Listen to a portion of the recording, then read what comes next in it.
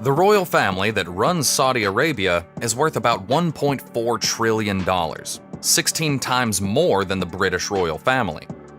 Most money for the ruling monarchy comes from oil reserves found 75 years ago. This has changed the country's fortune and made the House of Saud the wealthiest family in the world. In today's video, we'll take a look at the trillionaire lifestyle of King Salman, a well-known and ridiculously wealthy monarch. How is it to be the king of Saudi Arabia? What does he buy with his vast, never-ending wealth? Watch this video all the way through to find out the answer. Salman bin Abdulaziz Al Saud is the king of Saudi Arabia. He has been in power since 2015 and was formerly the Prime Minister of Saudi Arabia. He became the king on January 23, 2015. He was King Abdulaziz's 25th son and the country's founder. Before he became king, he was Saudi Arabia's crown prince from June 16, 2012 to January 23, 2015. Salman is the oldest monarch and the third oldest head of state still alive. Salman was interested in government from a young age. He watched his father and was always aware of how he looked. Along the way, he learned how to talk to many dignitaries and stay out of trouble. In 2007, he got his bachelor's degree in law from King Saud University in Riyadh, Saudi Arabia. After that, he started several businesses and a non-profit group to encourage people to create businesses in the kingdom. In 2009, his father, who was governor of Riyadh at the time, made him an official advisor. Salman rose in rank and power until he became crown prince in 2012. King Salman bin Abdulaziz Al Saud of Saudi Arabia, whose net worth is estimated to be over $17 billion or 13.8 billion euros, is not known for being subtle. King Salman went on a costly tour of Asia. He arrived in every country on his schedule, including China, on a golden escalator from his private plane. He didn't travel alone. When he landed in Indonesia, 620 staff members and 800 delegates joined him. The pomp and ceremony on display during the tour caught the attention of the world's media. In 2015, he and his group of 1,000 people shut down a beach on the French Riviera for 3 days. Salman's group put an elevator right on the beach by pouring concrete on the sand. The king's trip lived up to what people knew about him. Keep watching to see all the crazy things he bought with his money while on his Asian trip. 500 limousines. Limos were parked in front of a government tourism office in the high-end resort area of Nusa Dua, which King Salman of Saudi Arabia visited on March 2, 2017. On his trip, King Salman took 2 Mercedes-Benz S600 limos with him. What about the 500 limos? Don't worry, the Saudi king sent 500 limousines to Tokyo so that he and his group could get around in the city. 1,200 hotel rooms. When King Salman was in Tokyo, it might have been hard for high-end travelers to find a room. It is said that the king booked 1,200 rooms at the best hotels in Tokyo for his staff and delegates.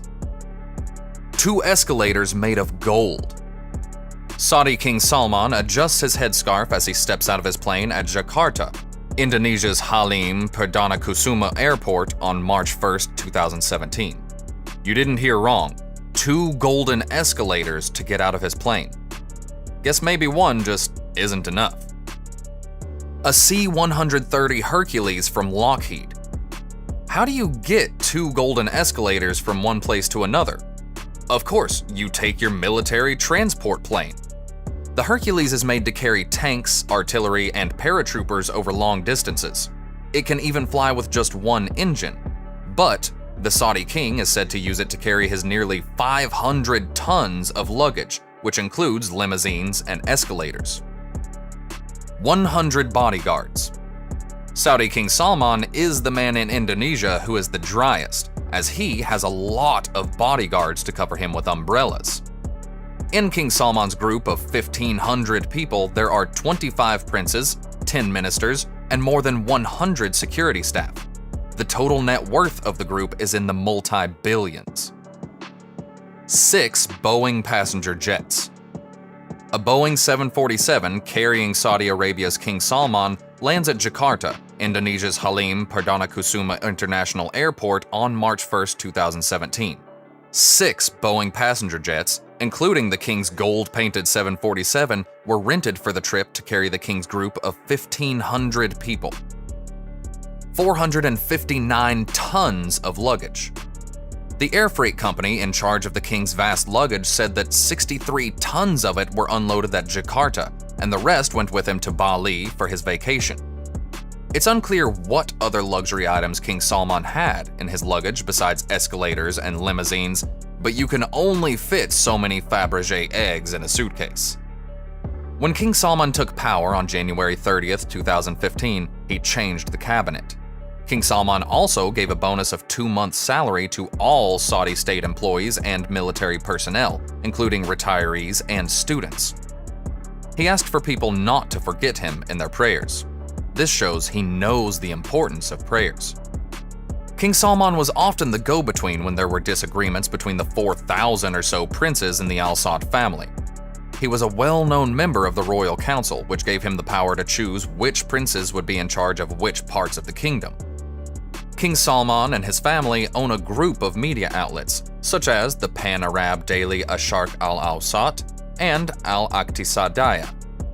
He is often called the owner of the Saudi Research and Marketing Group, SRMG, even though he only owns 10% of it. Similarly, it is said that Salman has strong relationships with influential journalists.